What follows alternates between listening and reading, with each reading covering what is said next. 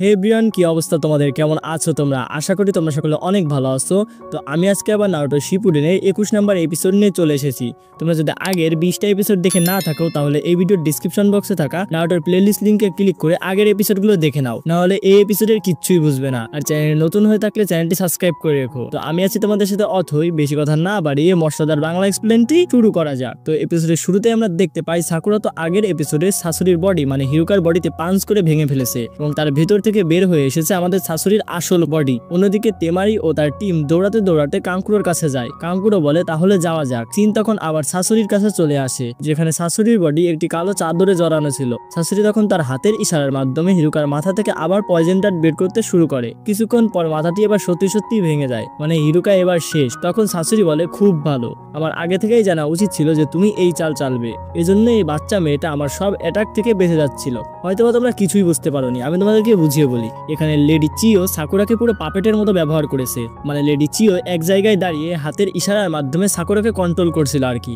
চিও বলে এখন এই পাপেট শো বন্ধ করতে হবে। শাশুড়ি বলে হ্যাঁ, আর এটা আমিই করব। তখন সে তার উপরে থাকা কালো চাদরটি সরিয়ে ফেলে, আর এখানে আমরা এক নতুন শাশুড়িকে দেখতে পাই। শাশুড়ির আসল বডি দেখে তো লেডি চিও পুরো অবাক হয়ে যায়। সাকুরা তখন বলে এটাই কি শাশুড়ির আসল বডি? লেডি চিও বলে এটা কিভাবে সম্ভব, তোমার চেহারা তো পুরো আগের মতোই আছে। আমরা দেখতে পাই শাশুড়ি পুরো যুবক একটা ছেলে। তখন সাকুরা ভাবতে থাকে আমি শুনেছিলাম শাশুড়ি নাকি 20 বছর আগে ভিলেজ ছেড়েছে, তাহলে এখন তো তার বয়স বৃদ্ধি পাওয়ার কথা, কিন্তু সে এখনো কিভাবে এত যুবক আছে? অন্যদিকে আমাদের কাকাশি বলে গুহার মধ্যে থেকে শব্দ এসেছে, তার মানে তাদের লড়াই চলছে। আমি তাদের হেল্প করতে পারবো না, কারণ আগে গাড়াকে বাঁচাতে হবে। নারুটো তখন দেদারাকে বলে তাড়াতাড়ি আমাদের কাছে গাড়াকে দিয়ে দাও। দেদারা তখন বলে আর কিছুক্ষণের মধ্যেই তোমার বন্ধুর হাত পা ভেঙে শাশুড়ি চাঁদের দেশে পাঠিয়ে দিবে। তখন দেদারা সেখান থেকে চলে যায়। নারুটো তখন তার পিছু করতে থাকে। কাকাশি বলে নারুটো তুমি যেও না। নারুটো বলে কাকাশি সেন্সি আপনি ভিতরে গিয়ে সাকুরাদের সাহায্য করুন। মানে বাপের ছিল অল্প, নারুটোর হচ্ছে গাল ভরা গল্প। কাকাশি তখন ভাবে এ কখনোই আমার কথা শুনবে না, তারও কিছু করার থাকে না, সেও নারুটোর পিছু পিছু যেতে থাকে। তখন কাকাশি টিম গায়ের সাথে কন্ট্যাক্ট করে। গায়ে বলে আমি দুঃখিত, এদের হারাতে আমাদের আরো সময় লাগবে। আমরা দেখতে পাই তখনও তারা লড়াই করেই যাচ্ছে,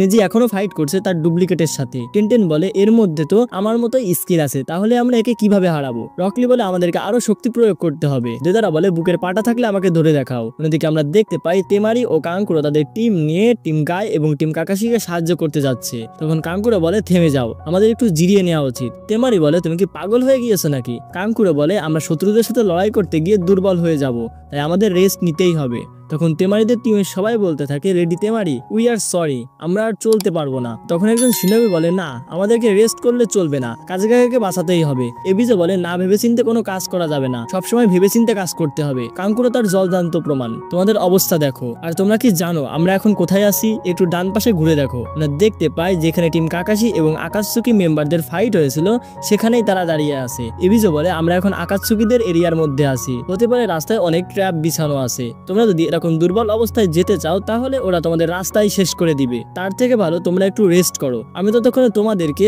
আমাদের অতীতের কিছু কথা বলি। তোমরা তো সবাই থার্ড কাজেকাকে চেনো, বলা হয়ে থাকে আজ পর্যন্ত সব থেকে স্ট্রং কাজেকাকে সে ছিল, কিন্তু তার হঠাৎ গায়েব হয়। ভিলেজ অনেক সমস্যার সম্মুখীন হয়, ভিলেজের সবাই কাজেকাকে খুঁজতে থাকে। এই সুযোগে শত্রুরা আমাদের ভিলেজে ঢুকে সমস্যা সৃষ্টি করে। যদি আমরা তাড়াহুড়ো না করে সবাই একসাথে ঠান্ডা মাথায় সিদ্ধান্ত নিতাম তাহলে ভিলেজের এত ক্ষতি হতো না, তাই আমি চাই না তোমরা আবার সেই একই ভুল করো। তখন একজন নিনজা বলে আপনারা কি তারপর থার্ড কাজেকাগের কোনো খবর পাননি? এবিজো বলে না। এদিকে লেডি চিও শাশুড়িকে দেখে তার ভাষায় হারিয়ে ফেলে। শাশুড়ি বলে কি হলো গ্র্যানিচি, আমাকে দেখে কি আপনি ইমোশনাল হয়ে গিয়েছেন? হ্যাঁ, এটা হওয়ারই ছিল, কারণ আমরা 20 বছর পর আবার প্রথম একসাথে হলাম। আপনি যখন এসেই পড়েছেন আমি আপনাকে একটা জিনিস দেখাতে চাই। তখন সে তার একটি কালেকশন মানে পাপেট সামান করে। লেডি চিও বলে এ তো থার্ড কাজেকাগে, মানে বুঝতেই পারছো থার্ড কাজেকাগে শাশুড়ি মেয়ে পাপেট তৈরি করে ফেলেছে। সাকুরা বলে থার্ড কাজেকাগে মানে? লেডি চিও বলে এখন আমি বুঝতে পারছি, 10 বছর আগে থার্ড কাজেকাগে হঠাৎ গায়েব হয়ে যায়। আমরা তন্ন তন্ন করে খুঁজেছি কিন্তু কেউই তার সন্ধান পায়নি। আজ পর্যন্ত সবচেয়ে শক্তিশালী কাজেকাগে সে ছিল। শাশুড়ি এটা তাহলে তোমারই কাজ। শাশুড়ি বলে যদি আমি করে থাকি তাহলে আপনি কি করবে? আমি কোনো রিটায়ার্ড বুড়িকে দেখে ভয় পাই না, তোমার শেষ নিঃশ্বাস চলছে আর তুমি আমার থেকে বদলা নিবা? তুমি আমাকে ছুতেও পারবা না। লেডি চিও বলে এটাই খারাপ খবর যে তুমি খারাপ লোকেদের সাথে বন্ধুত্ব করেছো, কিন্তু নিজেদের ভিলেজের কাজেকাগের ওপর 3 বার হামলা করা তোমার সবচেয়ে বড় পাপ হয়েছে। ঠাকুরা বলে 3 বার মানে? চিও বলে প্রথমে ওরচিমারু গাড়ার বাবা মানে ফোর্থ কাজেকাগেকে মেরে ফেলেছিল, কিন্তু সাসুরি শুরু থেকে তাদের সাথে ছিল। আর সাসুরি, তুমি গাড়া এবং থার্ড কাজের সাথে একই কাজ করেছো। সাসুরি বলে, আরে না, গাড়ার বাবার মৃত্যুর সাথে আমার কোনো হাত ছিল না, এই কাজটা করেছে আমাদের আকাতসুকি ইউনিটের ওরোচিমারু। সাকুরা বলে, তাহলে এই কথা, তোমরা ওরোচিমারুর সাথে কাজ করেছো? যেহেতু তোমরা ওরোচিমারুর সাথে কাজ করেছো, তাহলে তোমরা তার বিষয়ে অনেক কিছু জানো, তার মানে তোমার কাছে আমার সব প্রশ্নের উত্তর রয়েছে। সাসুরি বলে, আমি তোমার প্রশ্নের উত্তর দিতাম, কিন্তু তোমাদের দুজনকে তাড়াতাড়ি শেষ করে নাইনটেল মানে জেনচুরিকে ধরতে যেতে হবে। আমি কখনোই কাউকে অপেক্ষা করাই না, তো চলো খেলা শুরু করি। এই বলে সে সাকুরার ওপর পাপেট দিয়ে আক্রমণ করে, কিন্তু লেডি চিও তো সাকুরাকে পাপেটের মতো কন্ট্রোল করছিল, তাই সে আক্রমণ থেকে বেঁচে যায়। শাশুড়ি বলে, তুমি তো এক্সপার্ট আছো, কিন্তু এবার বেঁচে দেখাও। এই বলে সে তার পাপেটের একটা হাত থেকে শতাধিক হাত বের করে এবং সাকুরার ওপর আক্রমণ করে, কিন্তু দুঃখের বিষয় হচ্ছে এবার আর লেডি চিও সাকুরাকে কন্ট্রোল করতে পারে না। লেডি চিও তখন সাকুরা বলে চিল্লাতে থাকে। আর এখানে আমাদের 21 নম্বর এপিসোড শেষ হয়ে যায়। কেমন লাগলো এপিসোডটি? যদি ভালো লাগে তাহলে চ্যানেলটি সাবস্ক্রাইব করে একটি লাইক করে দাও। দেখা হচ্ছে পরবর্তী এপিসোডগুলোতে।